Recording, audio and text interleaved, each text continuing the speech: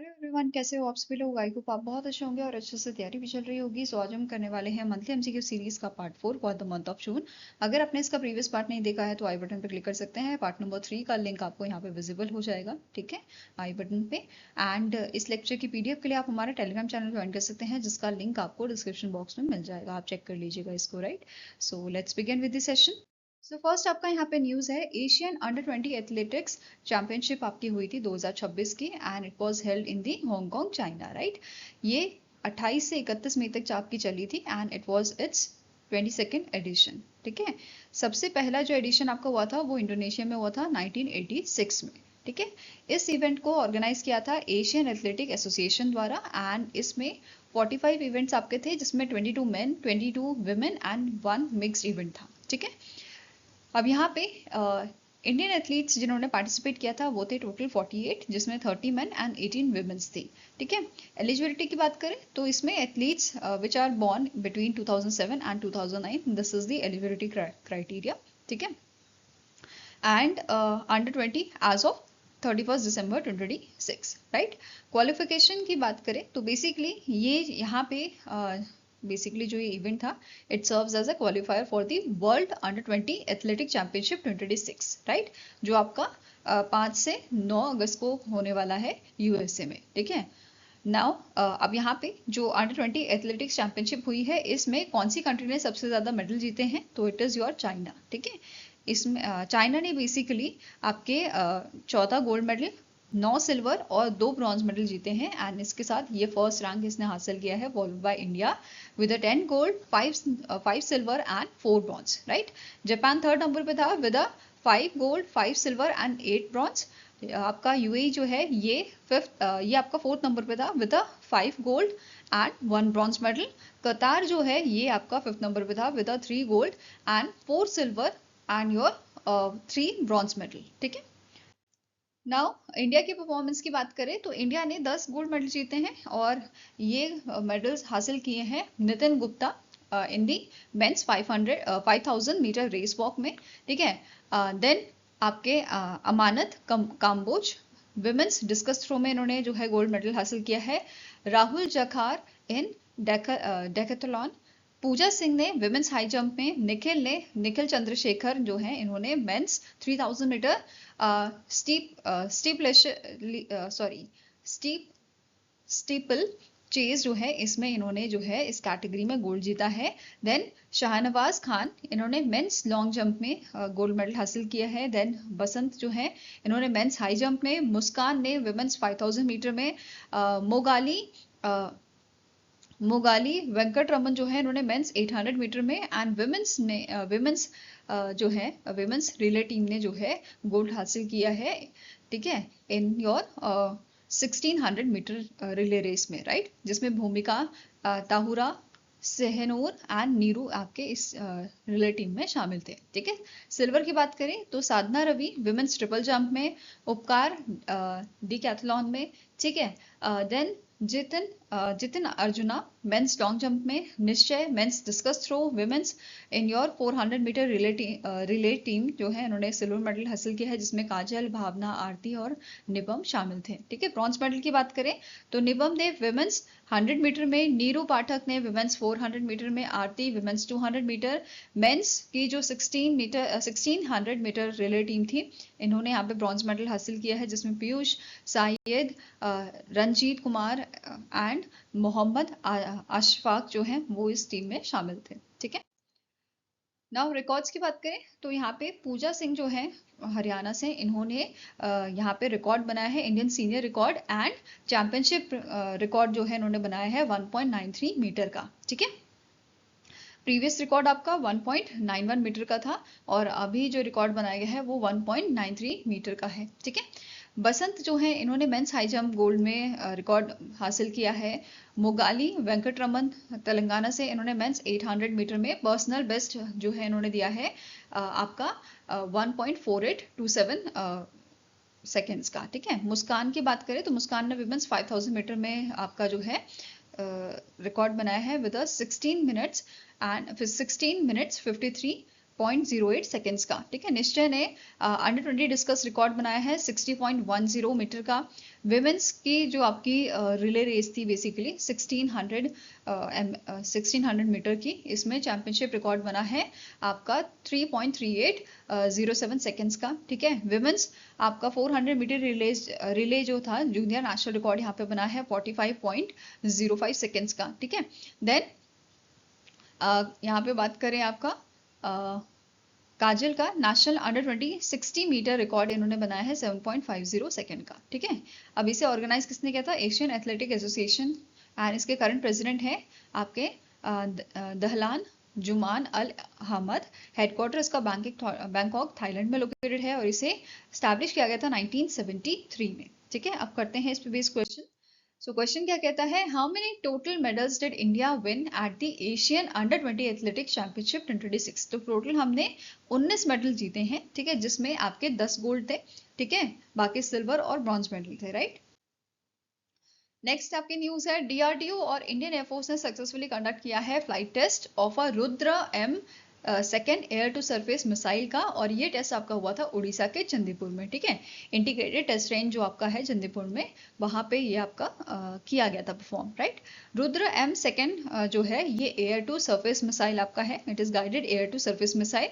ये टारगेट करता है रेडार्स को, air defence system and bunker ships को ये टारगेट कर सकता है। ठीक है, इसे आपका बेसिकली प्लेटफॉर्म्स की बात करें तो कहाँ से इसे जो है हम बेसिकली लॉन्च कर सकते हैं? फाइटर जेट से, बॉम्बर्स एंड यूएवीज, राइट।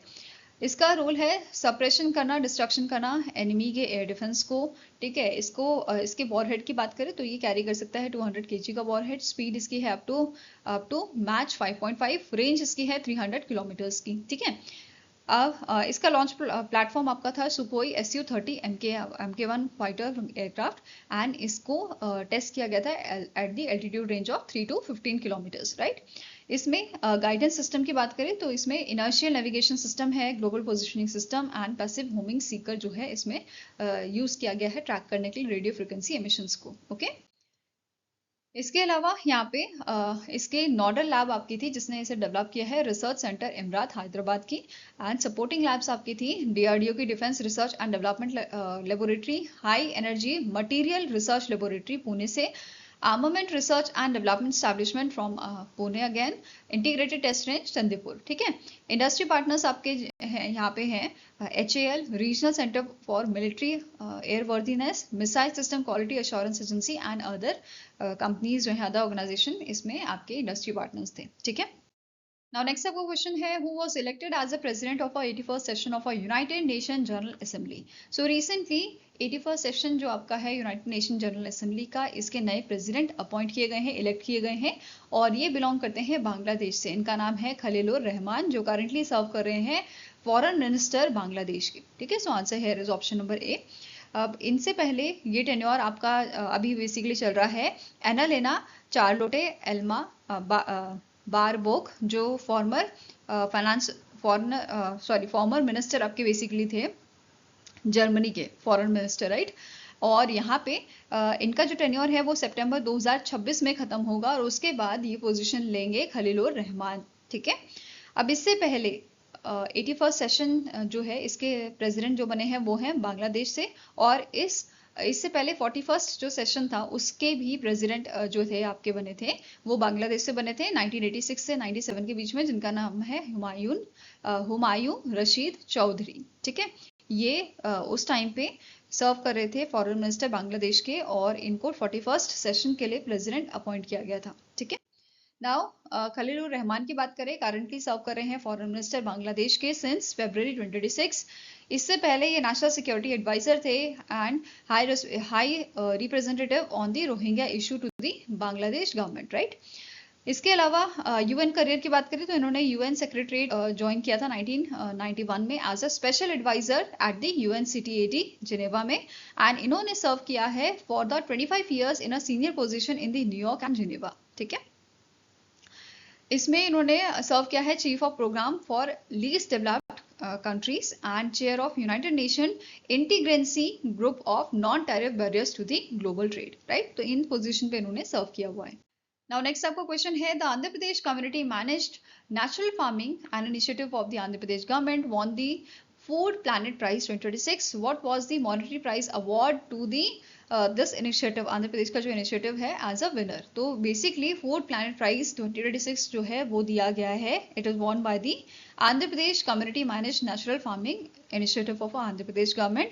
और इन्हें जो है इस अवार्ड के तहत जो मॉनेटरी प्राइज की यहाँ पे बात की जा रही है वो कितना आपका रखा गया है, it is 1.5 million US dollar. ठीक है, इतना अवार्ड इनको जो है इतना प्राइज जो है वो इनको दिया जाएगा. ठीक है, अब ये जो इनिशिएटिव है it is launch in the 2016 by Rythu Sadhikara Samstha. ठीक है, under the AP under the Andhra Pradesh agriculture department. ये आपका वर्ल्ड का largest community driven agro ecology initiative है. इसका मेन एम क्या था? नेचुरल फार्मिंग को प्रमोट करना एंड रिड्यूस करना resilience on the synthetic input. Right, it is practice now the practice now spread across 20 Indian states and internationally in the Sri Lanka, Indonesia and Zambia. तो ये जो आपकी practice थी बेसिकली ये अब इंटरनेशनल लेवल पे भी प्रैक्टिस की जा रही है, मतलब ये जो इनिशिएटिव था. राइट, नाउ बात करते हैं फूड प्लैनेट प्राइज 2026 की. ठीक है, ये वर्ल्ड का लार्जेस्ट एनवायरमेंटल अवार्ड है जो फोकस करता है ऑन ट्रांसफॉर्मिंग फूड सिस्टम्स. ठीक है, it is presented by the Curt Bergfors foundation, Bastad, Sweden. ठीक है, एंड इस अवार्ड को दिया जाता है फॉर प्रमोटिंग फार्मिंग प्रैक्टिसेस जो रिड्यूस करती है dependency on the synthetic inputs and support करती है क्लाइमेट रेसिलेंट एग्रीकल्चर को. बेसिकली नेचुरल फार्मिंग को ये प्रमोट करती है. ठीक है, अब इसमें सिलेक्शन प्रोसेस की बात करें तो ओवर 1000 नॉमिनेशन यहाँ पे जो है आए थे, जिसमें से 35 इनिशिएटिव जो है वो 19 कंट्रीज से यहाँ पे आए थे and from the 6 continents. Right, इसके अलावा फाइनलिस्ट यहाँ पे 4 आपके जो हैं फाइनलाइज किए गए थे, including this Andhra Pradesh initiative, and winner को 1.5 मिलियन यूएस डॉलर का अमाउंट यहाँ पे दिया गया है. ठीक है, इसके अलावा अदर आपके फाइनलिस्ट कौन से थे? Conscious kitchen from USA, no palm ingredients Netherlands से, and Savanna institute from USA. Okay, next question है, Microsoft corporation unveil its second generation topological quantum computing chip during the Microsoft Build 2026. What is the name of this chip? तो Microsoft Corporation ने second generation की topological quantum computing chip जो है recently आपकी जो है release की है और इसका नाम रखा गया है मेजराना 2. ठीक है, सो आंसर यहाँ पे आपका हो जाएगा, it is option number A. मोजराना 2 जो है ये बेसिकली सक्सीड करेगा मोजराना 1 को जो 2025 में आपका जो है लाया गया था. एंड यहाँ पे एक और चीज़ है कि माइक्रोसॉफ्ट का प्लान है ये डेवलप करेंगे कॉमर्शियली यूजफुल क्वांटम सिस्टम्स को बाय 2029, ये इनका टारगेट है. इसके अलावा यहाँ पे थोड़ी और यहाँ पे बात करते हैं मेजराना 2 की जो चिप बेसिकली रिलीज की गई है. तो it is lead based design. ठीक है, ये बेसिकली शील्डिंग आपके करेगा क्यूबिट्स की from the environmental and cosmic interference. ठीक है, ये इसकी परफॉर्मेंस की बात करें तो 1000 फोल्ड हायर क्यूबिट रिलायबिलिटी इसकी है. ठीक है, qubits hold states for approximately 20 seconds और अप टू 1 मिनट्स. ठीक है, ये ऑपरेट करता है एट अ माइक्रोसेकेंड स्पीड.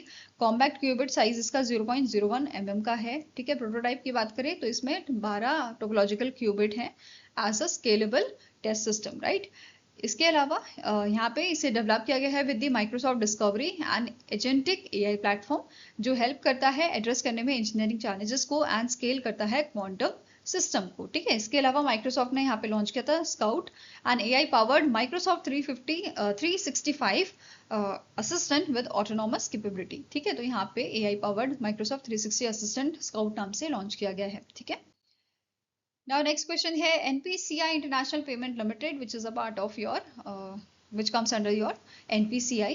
ठीक है, इसने पार्टनरशिप की है एक बैंक के साथ, कम्बोडियन बैंक के साथ. ठीक है,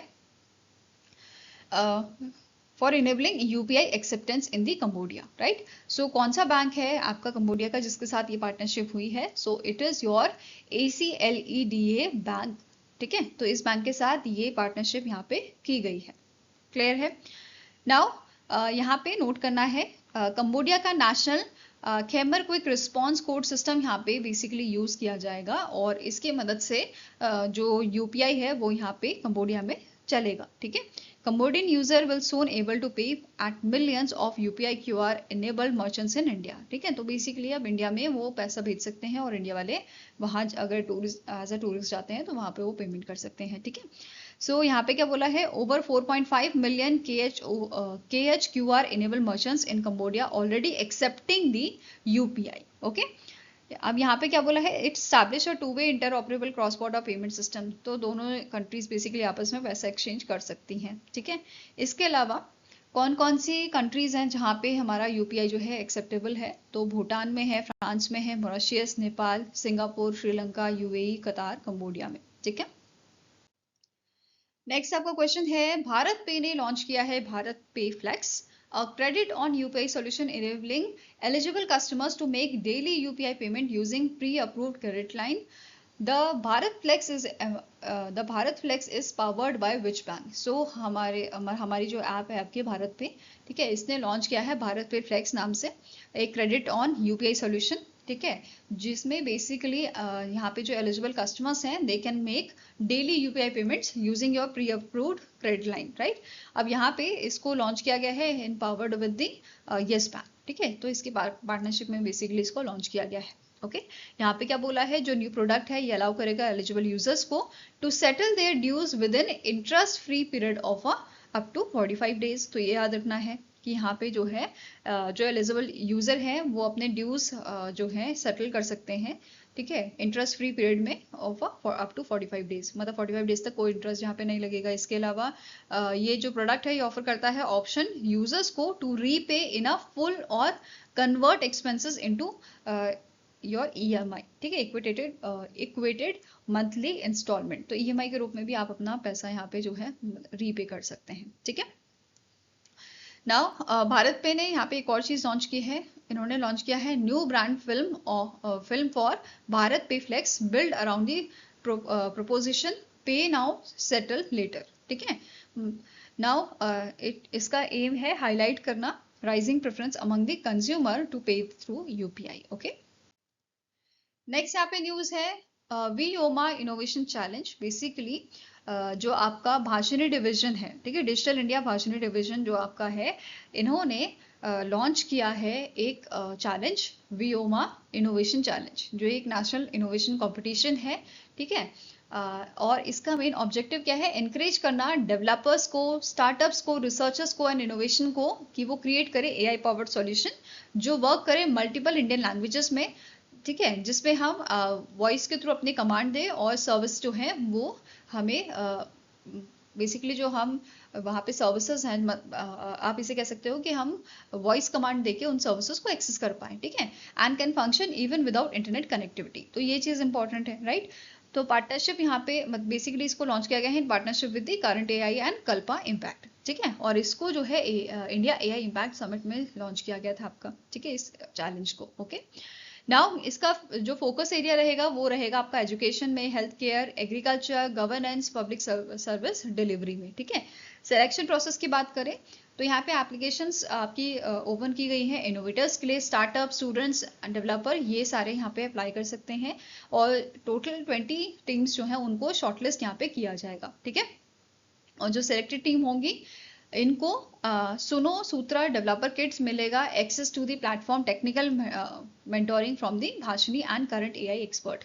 तो ये सारी चीज़ें, ये सारी सर्विसेज उनको, जो सिलेक्टेड टीम्स हैं उनको प्रोवाइड की जाएंगी और फाइनल इवैल्यूएशन में जो टीम्स हैं ये प्रेजेंट करेंगी अपना वर्किंग मॉडल। ठीक है, working AI solution for assessment, and जो विनर आपके यहाँ पे होगी उसको अप टू 80 लाख तक का अमाउंट जो है एज अ प्राइज दिया जाएगा। ठीक है, नाउ क्वेश्चन की बात करें तो डिजिटल इंडिया भाषिणी डिवीजन ने लॉन्च किया है वीओमा इनोवेशन चैलेंज बूस्ट करने के लिए multilingual AI solutions in partnership with which companies. So ये आपकी है करंट AI एंड कल्पा इम्पैक्ट। ठीक है, सो आंसर हो जाएगा यहाँ पे option number B. Now next आपको क्वेश्चन है, which private university became India's first to launch India AI data lab in partnership with Intel India. So recently Chandigarh university जो आपकी है, ठीक है, चंडीगढ़ यूनिवर्सिटी पहली आपकी प्राइवेट यूनिवर्सिटी बनी है जिसने basically India AI data lab को लॉन्च किया है इन partnership with the Intel India, right. इसका मेन एम क्या है, एनहांस करना स्टूडेंट्स की employability by providing industry relevant skills in AI, data science and emerging technologies, और इसका फोकस एरिया आपका रहेगा AI research, innovation, faculty development, hackathons and industry academia collaborations पे। ठीक है, नेक्स्ट न्यूज है, एक स्कीम यहाँ पे लॉन्च की गई है, prime minister research chair scheme. ठीक है, 2026 लॉन्च की गई है and it is launch by the department of higher education under the ministry of education.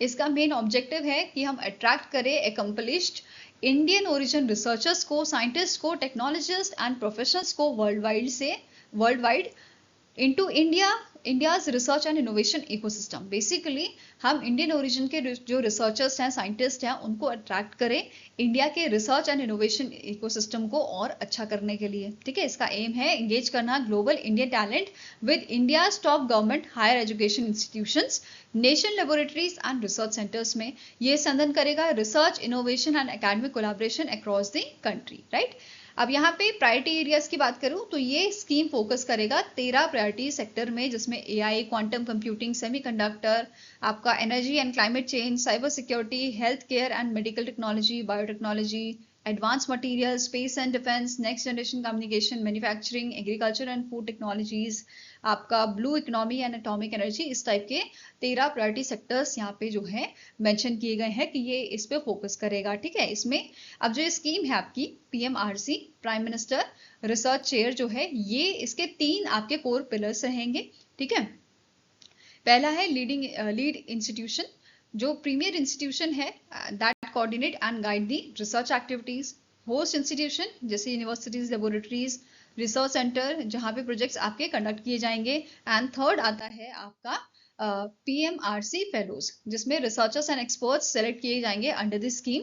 And ये 3 पिलर जो हैं आपके, ये इंश्योर करेंगे कि जो प्रोजेक्ट है it is align with the national priorities, produce करेगा मेजरेबल आउटकम्स एंड क्रिएट करेगा लॉन्ग टर्म रिसर्च इम्पैक्ट को। ठीक है, सिलेक्शन प्रोसेस की बात करें तो जो सिलेक्शन प्रोसेस आपका रहेगा, इसको मॉनिटर करने के लिए एम्पावर्ड कमेटी यहाँ पे होगी। एंड ये जो कमेटी है, इसके चेयर आपके रहेंगे प्रोफेसर अजय कुमार सूद, जो प्रिंसिपल साइंटिफिक एडवाइजर है to the government of India. ठीक है, रिवॉर्ड्स की बात करें तो fellowship and research grant support यहाँ पे दिया जाएगा, access to advanced laboratories and infrastructure, opportunities to collaborate with India's leading government institution. Right, जो प्रोग्राम है ये ऑफर करेगा engagement across the 3 main categories, young research fellows, early career researchers जो होंगे, senior research fellows, experienced professionals जो होंगे, and research chairs जो internationally recognise leaders होंगे। ठीक है, तो इनको ये बेसिकली ऑफर करेगा एंगेजमेंट। इसके साथ एलिजिबल एप्लीकेंट्स की बात करें तो इंडियन नेशनल वर्किंग ओवरसीज, ये एलिजिबल होंगे, overseas citizen of India, card holders, persons of Indian origin with a distinguished achievements. ठीक है, तो ये आपके एलिजिबल होंगे। इसके अलावा eligible host institution, government higher education institution ranked top 100 in your national institutional ranking framework overall और engineering में। ठीक है, और टॉप 50 इन NIRF रिसर्च। ठीक है, तो ये क्राइटेरिया रखा गया है होस्ट इंस्टीट्यूशन के लिए। Leading national labs under the department of science and technology, department of biotechnology, ICMR and your CSIR। ठीक है, council of scientific and industrial research. ठीक है, इसके अलावा एप्लीकेशन यहाँ पे आप जो है बेसिकली भर सकते हैं dedicated to the PMRC portal. Right, इसकी पोर्टल के थ्रू। इसके अलावा लीड इंस्टीट्यूशंस यहाँ पे बताए गए हैं 7 प्रीमियर इंस्टीट्यूशंस। ठीक है, कौन कौन से हैं? IIT Delhi, Bombay, Madras, Kanpur, Hyderabad, IIT ISM Dhanbad and ISC Mangaluru. Right, now question is who chairs the empowered committee overseeing the selection process of the PMRC scheme 2026? So जो ये कमेटी आपकी थी empowered कमेटी मॉनिटर करने के लिए सिलेक्शन प्रोसेस को जो बनाई गई है, इसके आपके चेयर रहेंगे प्रोफेसर अजय कुमार सूद। ठीक है, so answer is option number C। Next आपके यहाँ पे एक मिशन जो है लॉन्च किया गया है हमारे union minister Jyotiraditya M Scindia और आपके जो असम के CM है डॉक्टर हेमंता बिस्वा शर्मा, इनके कोलैबोरेशन में इन्होंने बेसिकली लॉन्च किया है मिशन सेन्हे जोरी। ठीक है, ये 2026 से 2028 तक का आपका मिशन रहेगा। एंड इस 3 साल का क्लस्टर इनिशिएटिव आपका रहेगा और इसमें इन्वेस्टमेंट आपकी बताई गई है 396 से 411 करोड़ की, जिसमें जो आपकी इंक्लूडेड है बेसिकली जो हमारी मिनिस्ट्री है, ministry of north eastern region की, वो इसमें आपका इंक्लूड करेगी 136 से 151 करोड़ का। ठीक है, इसका मेरा ऑब्जेक्टिव क्या है, ट्रांसफॉर्म करना असम का जो मोगा सिल्क सेक्टर है उसको बेसिकली नेशनल से इंटरनेशनल लेवल पे ले जाना। ठीक है, into a globally competitive high value luxury textile ecosystem. Basically ये मोगा सिल्क जो है वो एक्सपोर्ट करेंगे फॉरेन कंट्रीज में, राइट। तो उसको इस लेवल का बनाना, इस सब में खर्चा आएगा, ये इन्वेस्टमेंट यहाँ पे लगेगी, और क्या क्या स्टेप्स इसके रहेंगे वो भी देखेंगे। ठीक है, सो मिशन का ऑब्जेक्टिव है क्रिएट करना premium traceable export oriented Moga silk economy को, एनफोर्स करना GI authentication and digital traceability for 80% of the traded Moga silk. ठीक है, इसका मिशन का टारगेट क्या है, 2000 kg एनुअल एक्सपोर्ट हम करें under the unified brand identity स्नेह, अंडर द स्नेह जोरी। ठीक है, ये प्रमोट करेगा luxury tourism via Moga silk trial, silk tourism park and annual Moga उत्सव फेस्टिवल। ठीक है, यहाँ पे कोलैबोरेशन की बात करें तो it will be led by the ministry of north eastern region वाली। ठीक है, ये कोलैबोरेट करेगी असम गवर्नमेंट के साथ, सेंट्रल सिल्क बोर्ड के साथ, ministry of textile and other central ministries और ऑर्गेनाइजेशंस के साथ। ठीक है, इस मिशन के लिए इसमें कवरेज एरियाज की बात करें तो 8 डिस्ट्रिक्ट्स यहाँ पे बताए गए हैं traditional Moga silk belt basically जो कवर करते हैं, जैसे जोरहाट, शिवसागर, लखीमपुर, धेमाजी, डिब्रूगढ़, तिनसुकिया, मजोली, देन आपका आता है सोलकुची। ठीक है, तो ये इस टाइप के आपके 8 डिस्ट्रिक्ट जो हैं ये बेसिकली इन पे फोकस करेंगे। ठीक है, की टारगेट इसका क्या है, एस्टैब्लिश करना 5 modernise Muga reeling units and Muga spun mill का। ठीक है, ये क्रिएट करेंगे 30 farmer producer organisation and 1180 farmer interest groups को। ये रीजनरेट करेंगे 5000 hectare of som and soalu host plants को। ऑथेंटिकेट करेंगे 80% of the traded Muga silk via GI system. ठीक है, they will also enable digital traceability for 8000 plus household, expand करेंगे export को 2000 kg annually. ठीक है, नाउ क्वेश्चन इज, हमारे जो यूनियन मिनिस्टर हैं ज्योतिरादित्य एम सिंधिया एंड जो सीएम है असम के, इनके द्वारा लॉन्च किया गया है मिशन स्नेह जोरी, ट्रांसफॉर्म करने के लिए असम के मोगा सिल्क इंडस्ट्री को। The mission targets annual export of Muga silk under the brand Sinhejori up to. So हमारा जो टारगेट है वो क्या है, 2000 kg का जो मोगा सिल्क है उसको एक्सपोर्ट करना। ठीक है, annually. So answer is option number B. Muga silk की बात करें तो ये वर्ल्ड का इकलौता नेचुरली गोल्डन कलर्ड सिल्क है जो फेमस है इसके ड्यूरेबिलिटी एंड ग्लॉसी टेक्सचर्स के लिए। ये यूनिक है क्योंकि इसकी शाइन आपकी जो है हर एक वॉश के बाद इंक्रीज होती है। ठीक है, ये प्रोड्यूस किया जाता है प्राइमरीली आपका असम में, and Assam nearly 90% of the world's Muga silk जो है वो प्रोड्यूस करता है। ठीक है, नेक्स्ट क्वेश्चन है, government of India issue a letter of request to which country for a government to government deal to acquire 114 Rafale fighter jets. तो government of India ने फ्रांस के साथ लेटर ऑफ रिक्वेस्ट जो है वो sign किया है। ठीक है, आपके 114 राफेल फाइटर जेट्स के लिए, जिसकी वैल्यू है अप्रोक्सीमेटली 3.25 लाख करोड़ की, और इसकी डिलीवरी एक्सपेक्टेड है 2028 तक की। ठीक है, अब यहाँ पे मैन्युफैक्चरिंग प्लान की बात करें तो आउट ऑफ 114 जेट्स 94 एयरक्राफ्ट जो है वो आपके मैन्युफैक्चर किए जाएंगे इंडिया में, एंड ये मैन्युफैक्चरिंग होगी in collaboration with the Dassault aviation जो फ्रांस की ऑर्गेनाइजेशन है। ठीक है, नाउ राफेल फाइटर एयरक्राफ्ट की बात करें तो ये 4.5 जनरेशन मल्टी रोल फाइटर है। इसकी जो स्पीड है इट इज मैच 1.8। ठीक है, अप्रोक्सीमेटली 1912 किलोमीटर पर आवर की। कॉम्पैक्ट रेडियस इसका है अप्रोक्सीमेटली 1850 किलोमीटर्स का विदाउट रीफ्यूलिंग, राइट। मैन्युफैक्चरर कौन है, डसॉल्ट एविएशन। उसके 3 वेरिएंट है, राफेल सी, राफेल बी और राफेल एम। ठीक है, now next is the government of Telangana signed a cooperation agreement with which German state to strengthen collaboration in silk development, industrial growth, innovation, technology, workforce development, startups and life sciences in Hyderabad.